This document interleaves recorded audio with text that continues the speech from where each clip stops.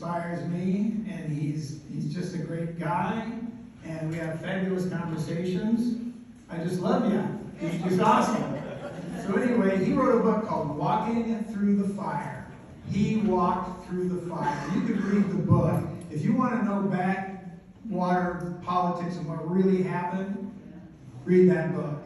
I mean, read the book. Get the book. Here's retired Senator, Representative Congressman Steve King, and I better just shut up.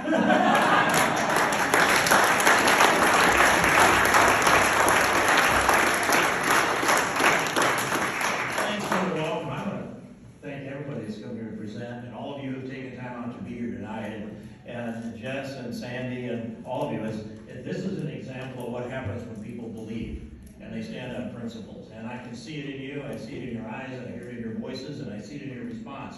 You care about these things. And I should say first, when Doug mentioned my book, that I made a trip down south with a whole load of books, and I sold out, and I didn't bother reloading my Yukon. So if you want to go to steveking.com, I'll go there, I'll sign a book and send it to you. I'll autograph it to you if you will do that. I didn't come to sell books, I wouldn't even mention it, but I want to follow through that they are available, and it will tell you a lot about how devious the power structure is at the national level, at the state level, and the things that I went through.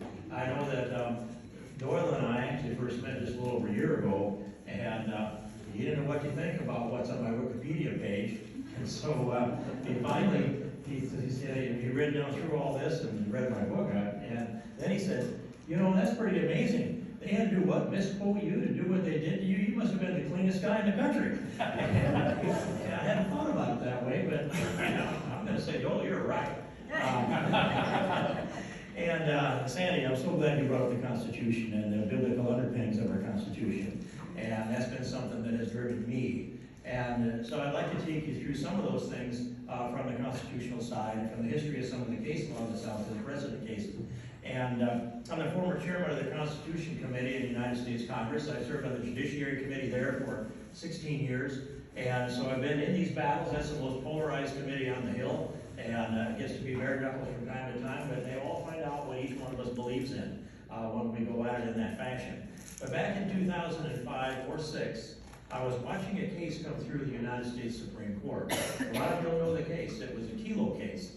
Kelo versus the city of New London, Connecticut.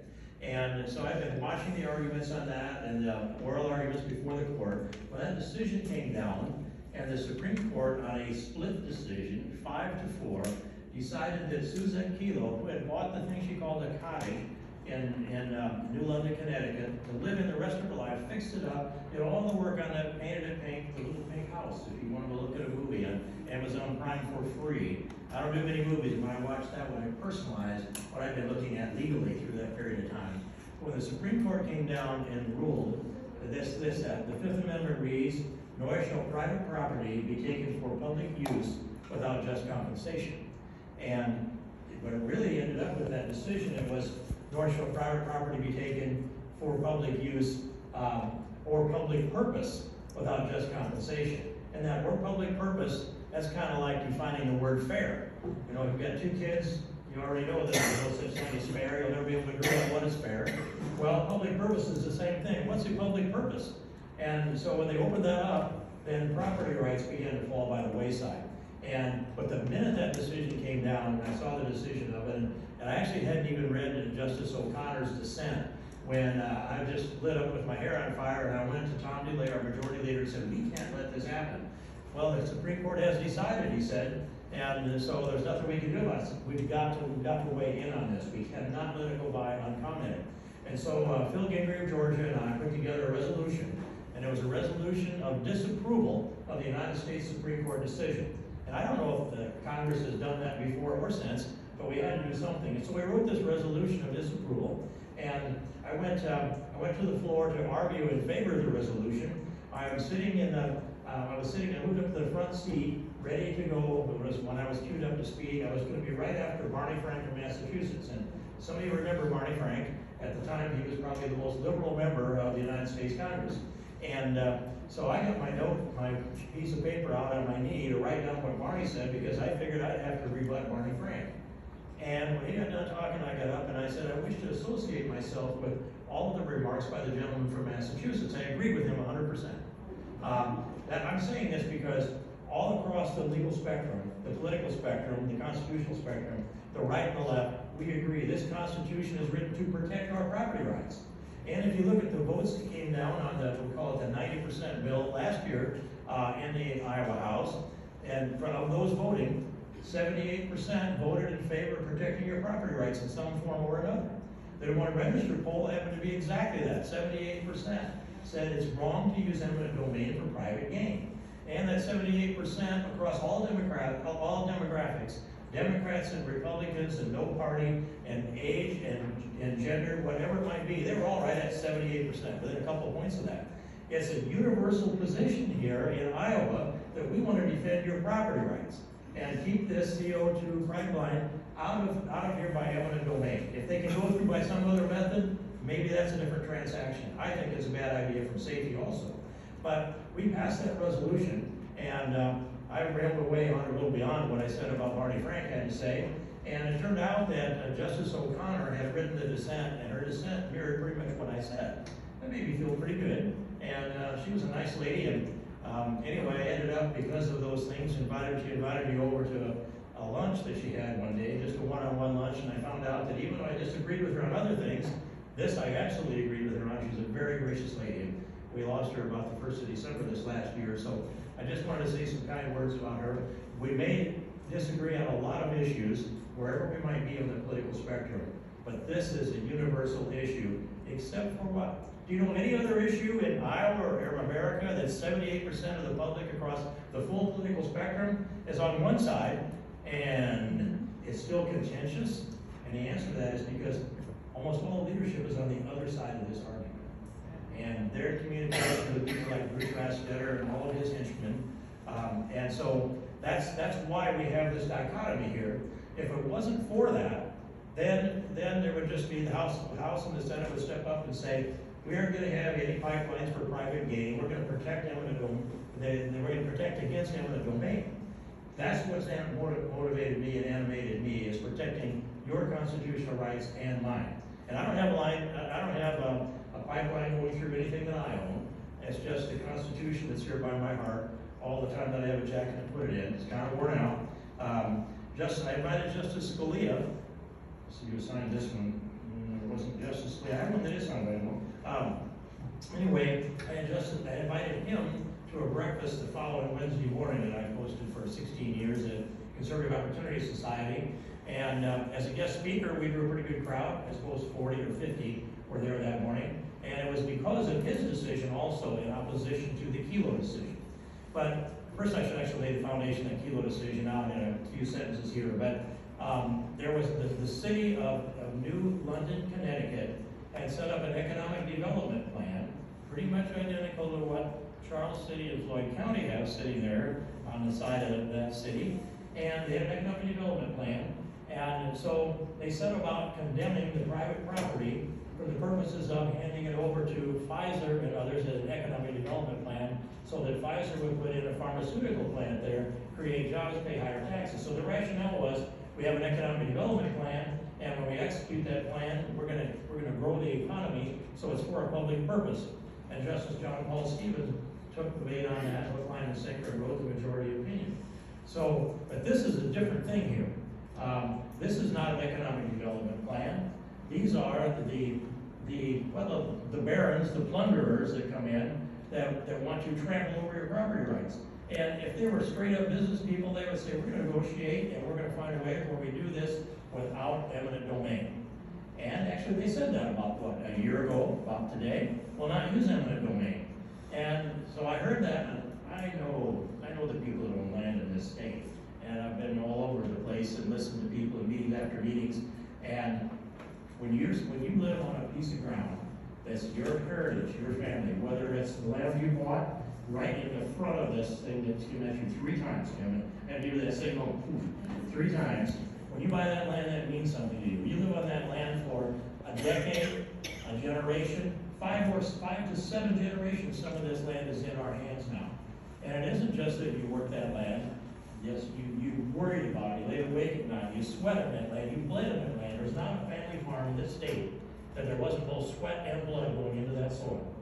And that land means more than a check, or a check that's gonna pay something up front, and they then in perpetuity can use that right away to their benefit. And so it isn't like they're gonna pay you a cash rent for that slip strip of ground in there and maybe adjust it according to inflation, land prices, or demand. It's just a one-time check, and whatever happens with the economy in the future, they own that piece for their own benefit. So to protect our property rights, we have to assert the Constitution. And if I'm thinking of Bruce Restetter, his CEO, his COO, his chief financial officer, none of those guys, Restetter would not testify before the utilities board. He would not come. We made the request, he wouldn't come. He didn't even send a CEO. So he sent a COO that could not explain the business model.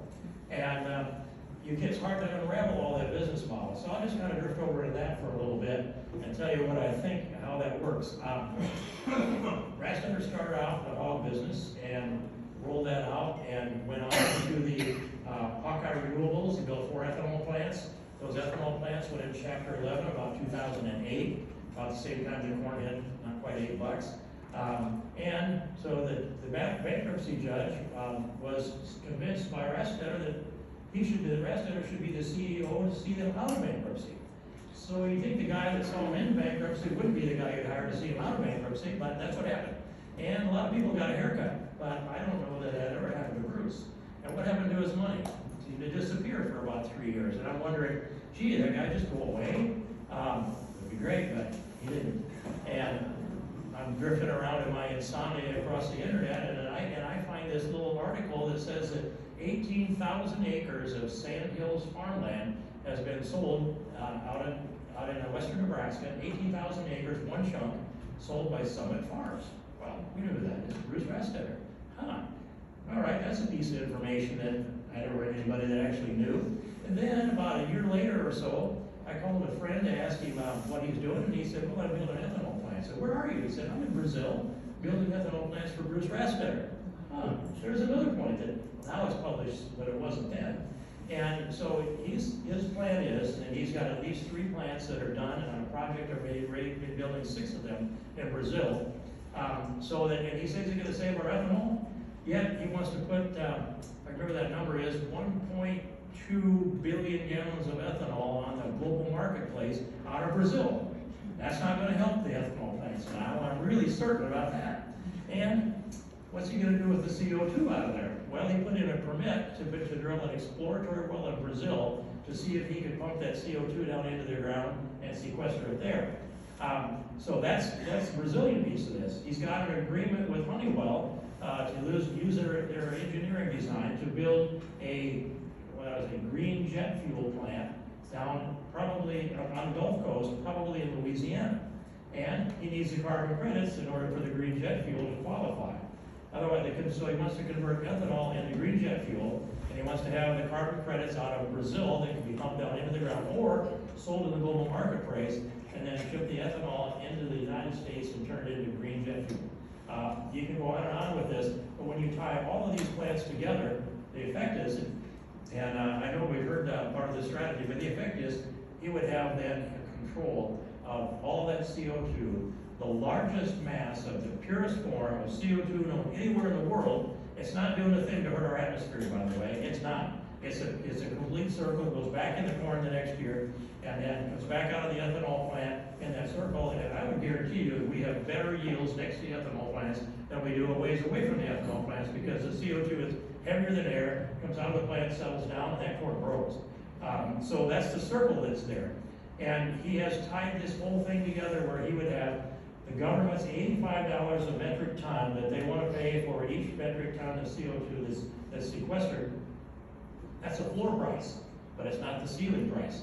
So if he gets this done, he's guaranteed $85 a metric ton, and that pays for the infrastructure construction and billions of dollars beyond that. But then he had the marketplace for the international CO2 carbon credits. He can sell those. Those numbers go up to maybe $140 a metric ton, but that market's all over the place. So that number I give you won't be what you probably find, but it's scattered around. He can do that. He can use it for his credits, for his green ethanol. He can turn every one of these plants into a methanol production project that Doyle explained. Every one could be turned into that, or he could consolidate that CO2 and build one big methanol plant. There's a whole number of things, and, by the way, he's got Harold Hamm as in for $250 million investment in this. Harold Hamm is the father of fracking. And this pipeline goes up within 8 miles of the oil fields that Harold Hamm has established up in North Dakota. And he says, and they say, we need the CO2 for, we would call it fracking, is enhanced oil recovery is a more technical name for that.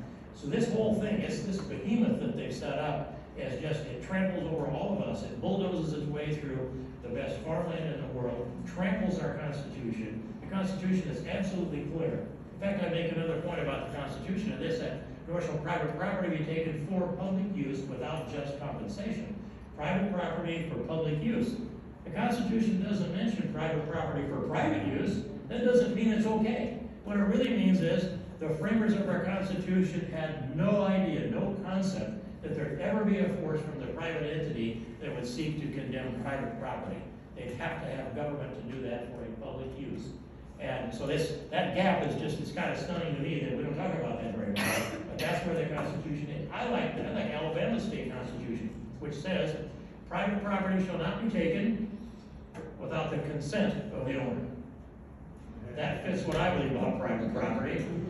And then I read a little further down in their constitution, and it says there's a provision there, if there's a majority of the legislature that will vote in favor of a specific piece of property, then they can go ahead and allow that to happen.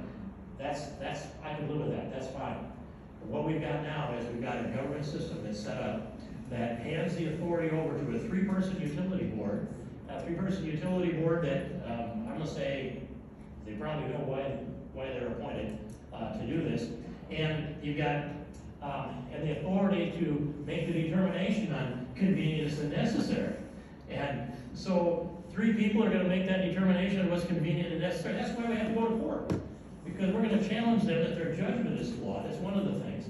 And we formed this organization, Free Soil, for the purpose of bringing together membership across all of the states that are affected. And we've done events in both Dakotas, Nebraska, Iowa, Illinois, multiple events in Iowa in particular.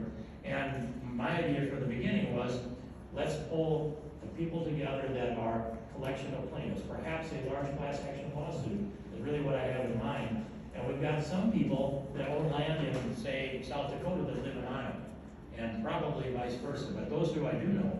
And that stretches us over to where we get into federal court more quickly. And what it's going to take is an all-out effort on this. We need to face them everywhere. As Jeff said, sue them everywhere all the time. And if you go to every skirmish and fight every skirmish, and if you can't find a skirmish, go start one. Keep them back on their heels.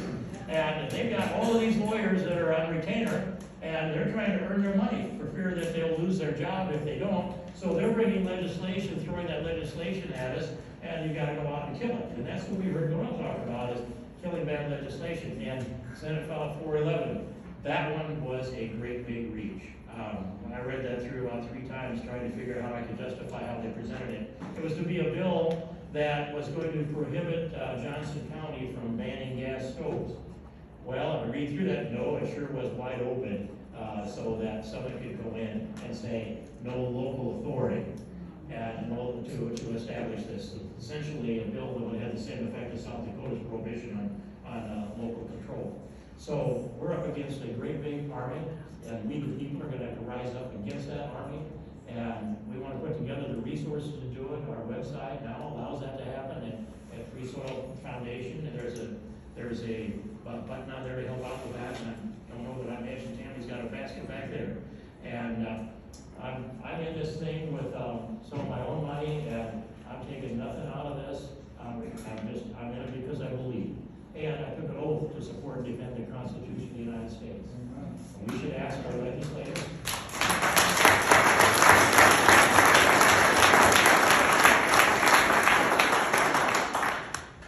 We should ask our legislators. You took the oath too. County supervisor to take that same oath. You mean it, and you mean it. And there are many others I can name those that mean it. Well, there's others that just okay, fine. I'm moving on now. I'll do whatever. practical or pragmatic rather than principle. When we move away from principle and move towards the pragmatic, or we go to the place of least resistance because perhaps in a part, a significant part, campaign funds. When that happens, our country breaks down piece by piece. We have to stand on principle and defend it. If we defend our Constitution here, in this state, and in this upper Midwest, and all of the Free Soil Foundation people that are there that do that, if we do that, we shut this down in America. It'll inspire everyone if we do this. If we fail, property rights in America may well be lost. That's why I'm so animated on this, and that's why a lot of us are animated on this. And on the safety side of this thing too, I didn't get in this because of the safety. I built pipelines myself. I run a construction company, started in 1975. We're celebrating our 50th year next year. And so we've done a lot of things.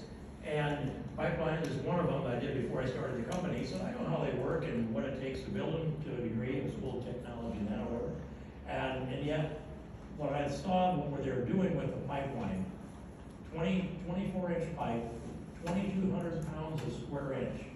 That's what's in your hydraulic hoses and your tractors and your combines and excavators and bulldozers. 2,200 pounds, and when you blow a hose, you know what happens then.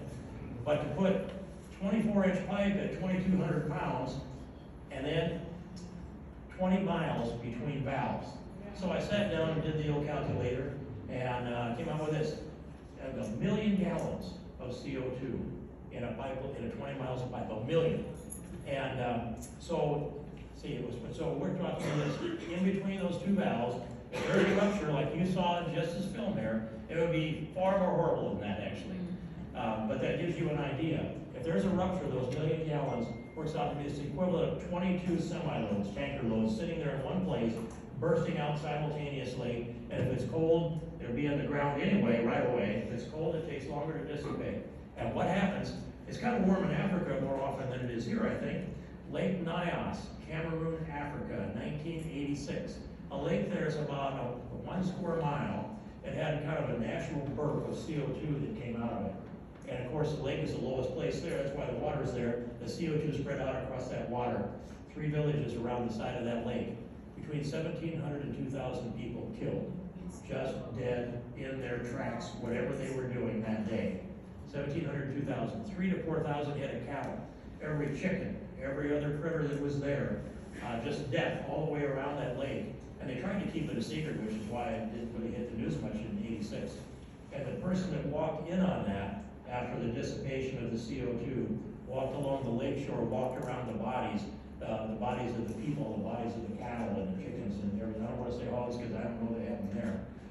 But you know, the thing that was eerie when I read that was, of all the death that was there, there wasn't a single buzzing fly. Utter silence, because all of the insects were dead too.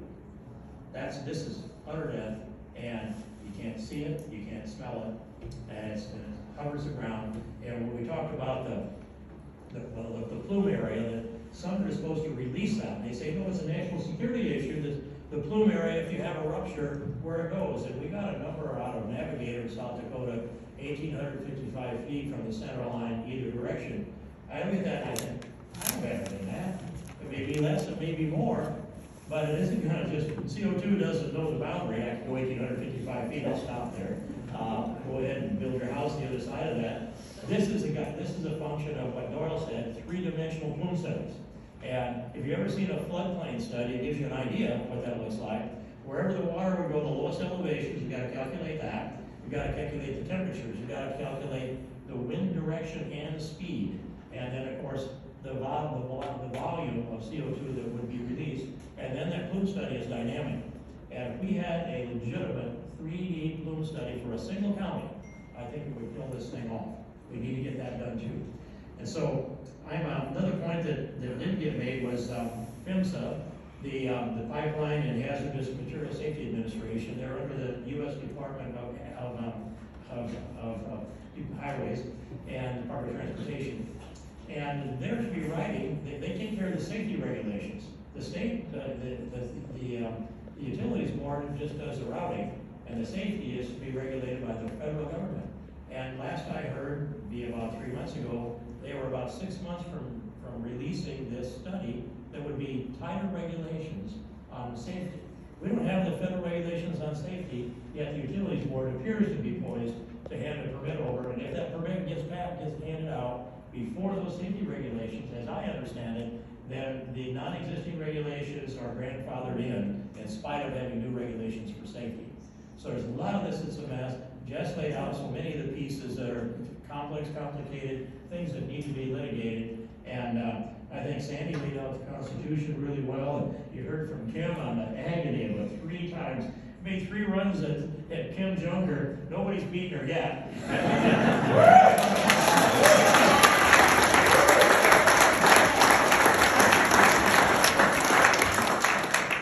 And so then I'm just laying another big picture here before I wrap this up, and that is, where did this all start? How did it all begin?